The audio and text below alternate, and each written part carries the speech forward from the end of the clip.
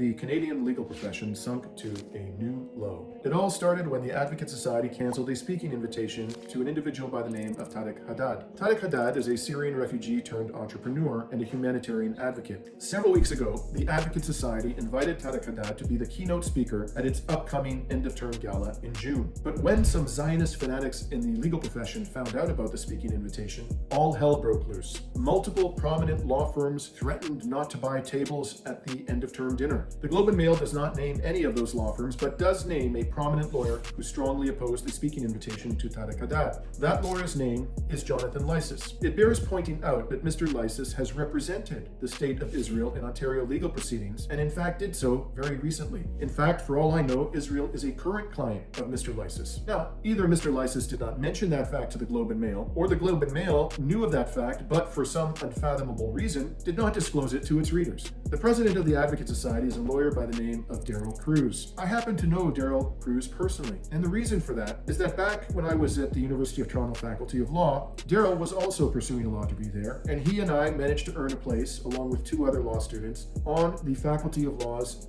Philip C. Jessup International Law Moot team. We went on to the international finals, and we actually reached the final, finishing second out of 48 nations. I can say from personal experience, Daryl Cruz has at least a basic understanding, if not much more than that, about international law. To any competent and objective legal professional, it's an absolute slam dunk no-brainer that Israel has repeatedly and egregiously violated international law and the human rights of the Palestinian people. Frankly, I find all of this so troubling that I decided to issue an unusual challenge to both Daryl Cruz and Jonathan Lysis. Surely, few people in Canada know as well as you do how to defend a position. Therefore, I hereby challenge you to a debate. The question I propose to debate is the following: is Israel committing genocide within the meaning of the Genocide Convention of 1948?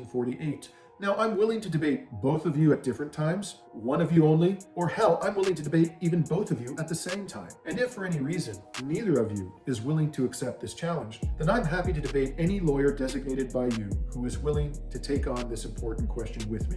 In fact, I encourage you to find the most persuasive advocate for Israel to be found in the entire Canadian legal profession. I will debate that person on this question anytime, anywhere. Do you accept my challenge, gentlemen?